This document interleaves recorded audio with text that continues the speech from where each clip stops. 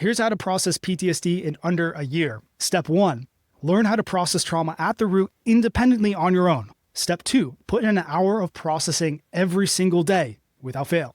Step 3, wait 12 months. If you're able to do these 3 steps, you will fully heal. This is how I heal. This is how I've helped over 2,000 other people fully heal from PTSD, and it will work for you too. I'm going to walk you through these 3 steps in this video, how to actually process trauma at the root independently, how to stay consistent so you're putting in an hour day in and day out until you fully recover, and you are persistent. So you stick with it until you fully heal, because if you fail in any of these 3 areas, you will not heal. So step 1, learn how to process trauma at the root. How do you do this? There are 2 fundamentals that you need to do to process any trauma. The first one is a release of emotion from your body, because trauma isn't just a psychological thing, it's also a physiological and physical thing as well. You have to physically release the emotion from your body. Now this can look like vocalizations or your body shaking or crying. The way that it looks doesn't really matter. What really matters is that you are allowing your body and you're allowing yourself to express the emotion in the way it needs to be expressed authentically, honestly, without you judging it, without you getting in the way of it, without you pushing it away. You're just allowing your body to release the emotion in the way that it needs to be released. And that's very important. A lot of people online and whatever, they talk about these specific exercises where you move certain areas of your body, and that might help some people. But at the end of the day, the first principle of releasing emotion is just allowing your body to release the emotion in the way that it needs to release it. Now, this is also a skill that has to be built, releasing emotions. It's not something that just magically happens. And there's also a lot of negative beliefs that you probably have about feeling emotions or crying or what have you. And a lot of people get this wrong as well, as they think that in order to heal, they have to be vulnerable in a group of people. They have to break down in front of people they care about or strangers. But in reality, none of those things matter. The only thing that matters is that you release the emotion. Who you release it in front of doesn't matter. For me, 99.9% of my healing and emotional release happened on my own. Nobody saw it. Why? Because that's the way I wanted it. I didn't want anybody to see me breaking down or crying or shaking or yelling or screaming or making all of these strange guttural noises that my body made when I was processing.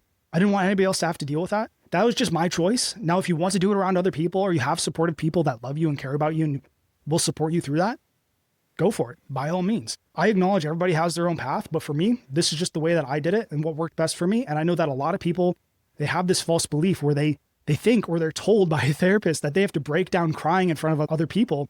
And in reality, you do not have to do that. You can do it on your own. So that's the first piece, is releasing the emotion. The second piece is the logical side. So we have the emotional side and we have the logical side. It's basically the yin and yang of trauma recovery. The logical side is a logical change of belief. So when you go through a trauma, it doesn't just affect you physically and emotionally, it also affects you logically. It completely changes the way you perceive and see the world and yourself. And there are 2 different types of beliefs that this affects within you. The first one are internal beliefs. So beliefs that you have about yourself, about your identity, about your worth, about your capabilities. Those are all internal beliefs, but there's also external beliefs as well. And those would be beliefs about other people, about the world, about what other people might do to you. Another way you could put it are identity beliefs. So beliefs around your identity or self-concept, and worldview beliefs about the world at large. So one great practice that you can do is just list out all of the internal beliefs, all the beliefs you have about yourself, and all of the negative beliefs that you have about the world at large and about other people. And when you compile those 2 lists of negative beliefs, you now have so much data that you can go and process. And then what I would do then is right next to each one, I would write down the distress level. So I write DL, and then I would write down a number between 1 and 10 on how much distress this negative belief caused me. So then I would have a list of all my negative beliefs. I would have them all ranked by distress, and then I put them in order from highest to lowest. And then I would have a dashboard of everything that I needed to work on. And then from there, I would pick the most distressing belief that I felt like I was capable of changing. So I would make the list, I would rank order them, and I'd pick the biggest one that is also manageable for me at this time. And then that would be the one that I focus on. And then I would work on challenging that belief and changing it to a positive version until the distress level of that negative belief went down to 0. And then once you change and challenge that one belief, you can move on to the next biggest one that is also, again, manageable for you. So again, you have the logical side of processing and you have the emotional side of processing. Now, it's easy to talk about these in isolation, but when in practice, when you're actually doing these things, both of these are really combined together.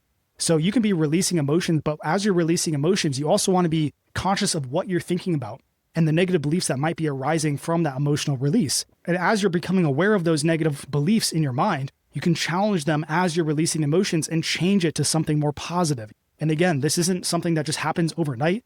It takes hours and hours and hours of painful work to actually be able to do this. Honestly, you could go through 5, 6, 7, 8 sessions and really not feel that much of a difference, especially in the beginning when you're first developing this skill. And that's why being persistent and consistent is super important. So that's the first piece there, learning how to process trauma at the root independently. Because if you can't independently process trauma, then you will not be able to do the second step, which is putting in an hour in consistently every single day, like clockwork. If you're not being consistent, then you will have these massive ups and downs, and you'll actually experience more trauma from the inconsistency that will actually take away from the progress that you've been making. Now, an hour, again, is just a guideline. You don't have to do an hour. You could do 2, you could do 3. I was doing about 3 hours per day, hour and a half in the morning, hour and a half at night, just because I wanted to move faster. But I have clients who have done more than that, and I've had clients who have done less than that. So I've had clients do as little as 15 minutes per day because that's all that was manageable for them at the time. And I had clients that were literally doing 8 hours of processing every single day.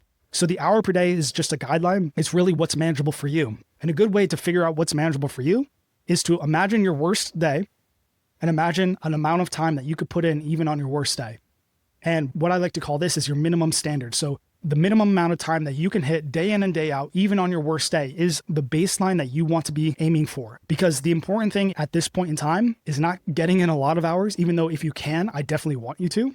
The most important thing is staying consistent. And the way that you stay consistent isn't by setting these massive goals or by doing 10 hours in one day, but imagining what you can do on your worst day and then setting that as your minimum standard. So let's say on your worst day, you can imagine yourself doing 15 minutes per day, like one of my clients. Then that's what you do. And that's your goal every single day. Hit 15 minutes, hit 15 minutes. But let's say you're going along and then one day you feel like doing more. You feel like doing an hour. Now, just because your minimum standard is 15 minutes does not mean if you're feeling inspired or motivated, you can't do an hour. Absolutely do the hour. But on the next day, if you're having like the worst day, go back to your 15 minutes. And this is how you're able to stay consistent, yet stay flexible enough on those days where you feel motivated, where you can actually do more. Because again, it's the consistency that matters over a long period of time, not these big fly and die movements. So consistency. Now, the last piece here is persistence. You have to stay persistent over the long term. You can't have this short-term view. PTSD did not happen overnight. Recovery is not going to happen overnight either. If you're not persistent, you will give up and you will never come back to this. And that's happened with God only knows how many people. I know people who are in their 60s, 70s, and 80s and still have PTSD.